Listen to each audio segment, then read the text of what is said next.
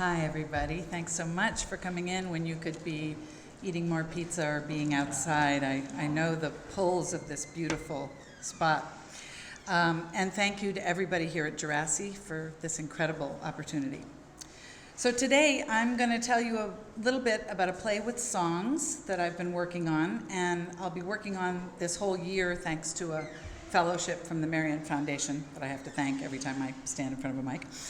I'm a writer and director, and I write all kinds of texts for performance and direct all kinds: opera, solo performance, text for dance, theater, audio plays, puppetry, multimedia, plays with and without songs. And I think of all of it as poetry. It's structured metaphor, rhythm, pattern, and I'm always exploring silence and sound and music and language and how they all interact. One of my other big preoccupations is the question of how narrative shapes our experience. In particular, how the linear Western narrative style of a protagonist who struggles against an adversary and then either wins or loses, how that narrative affects how we experience ourselves in the world.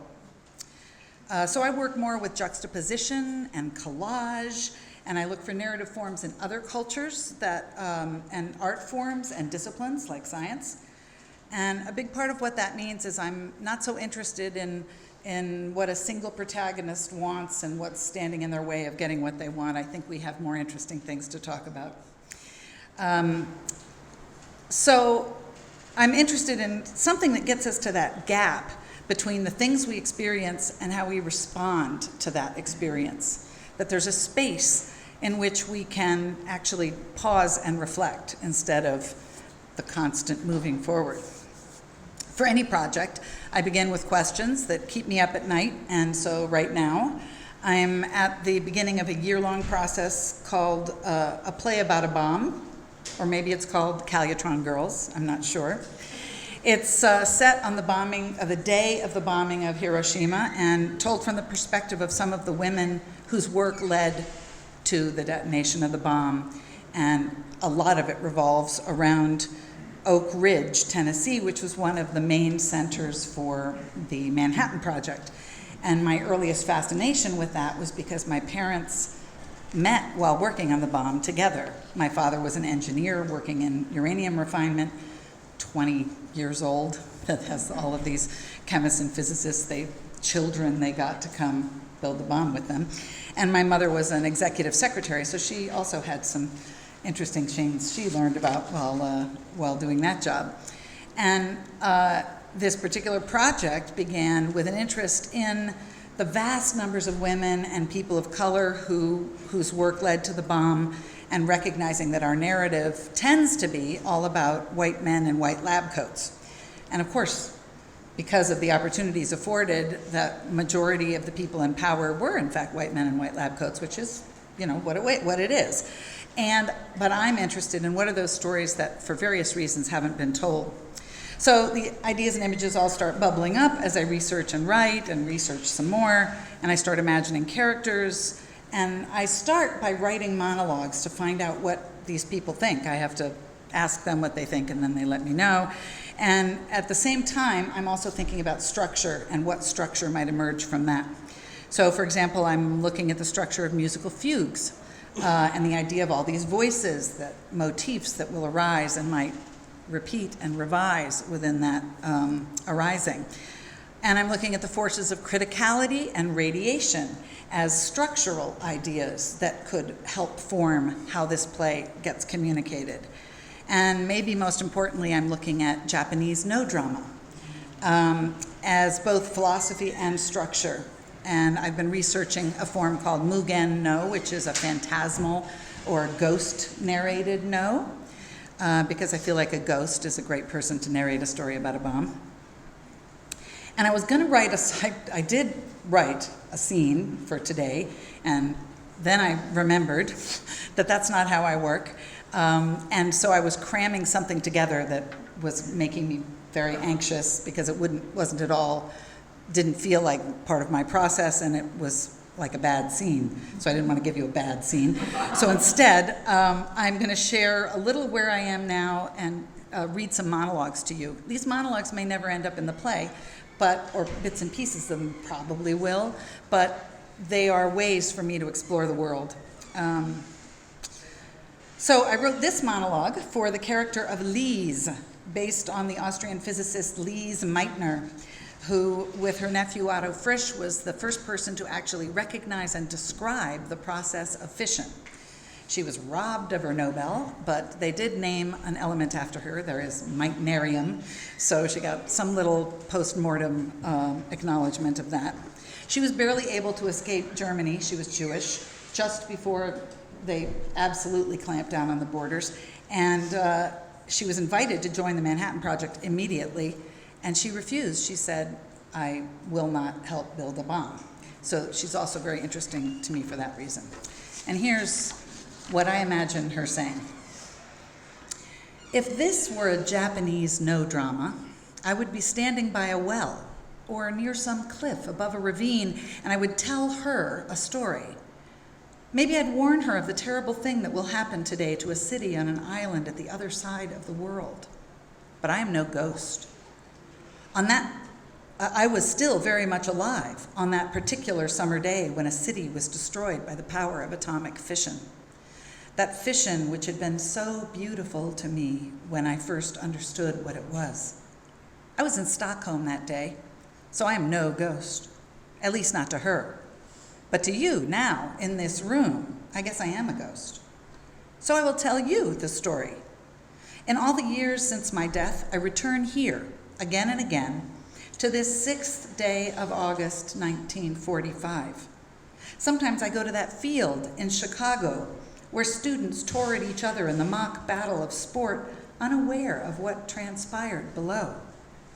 And sometimes I go to that desert in New Mexico where the gadget was first detonated. But for now, I am here, in this secret city in the mountains.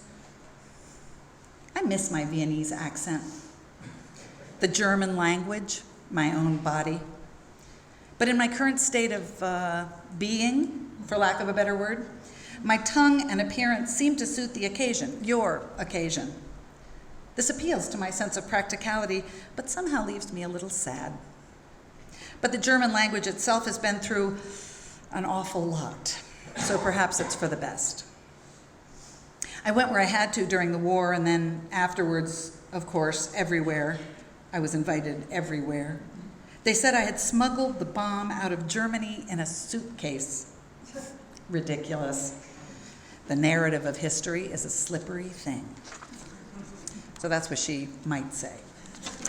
And thank you.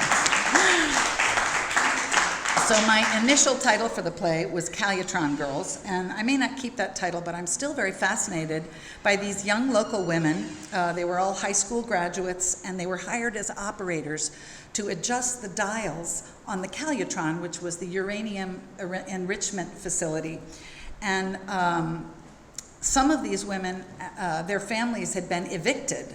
3,000 people were evicted from the area that became Oak Ridge, and the very building they were working in, and the graveyard that was fenced off that people could visit once a year, their families could visit once a year. So that whole energy interests me. And because this is a play with songs, I imagined one of these young women playing a lap dulcimer, a stringed instrument very much used in that part of the world. And then she looks up from the instrument and she says, "I do not have a porch anymore, and it seems strange to play all by my lonesome. I'm accustomed to the company of Pa's fiddle, Ma's banjo, the squeak of the porch swing, the wind out the valley. But now the wind grabs up the rattle and roar of engines, the endless hammers of the carpenters, whose sore task it does not divide the Sunday from the week, as Mr. Shakespeare said.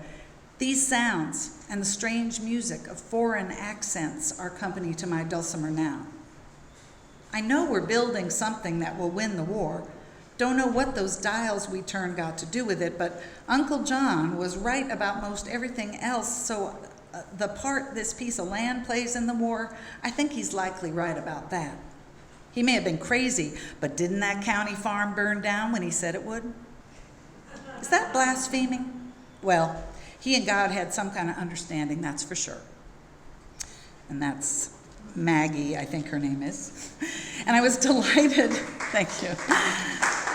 And I was delighted to discover a brilliant physicist named Catherine K, everyone called her K, Way. And if you've looked at the grouping of my little display of research out there, she's the one with the incredible grin. I feel like she must have she looked like the happiest person ever in every photo I've seen her.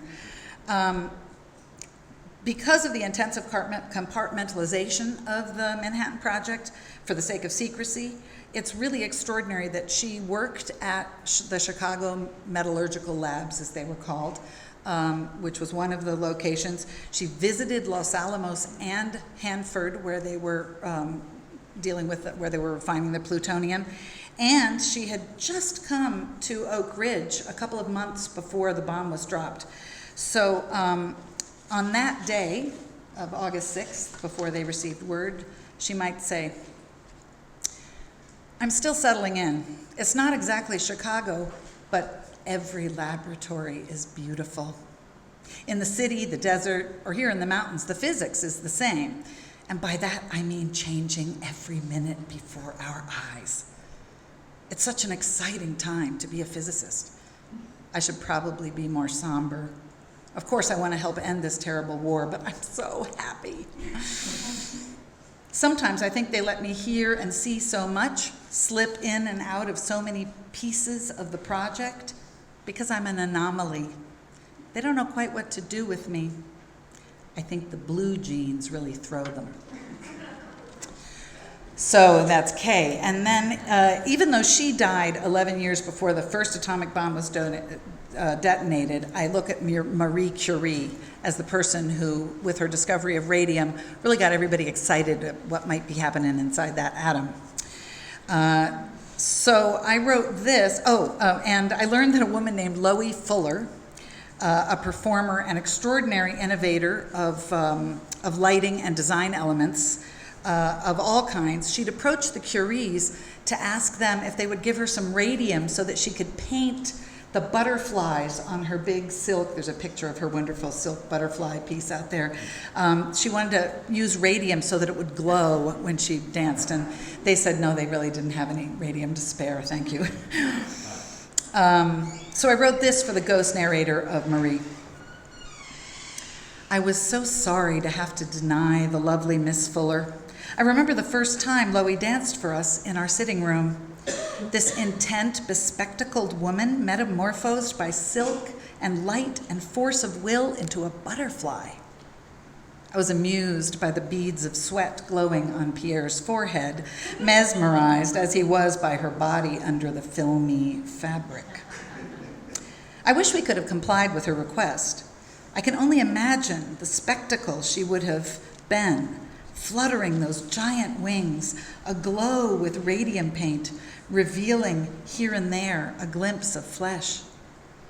She had a scientist's passion for experimentation.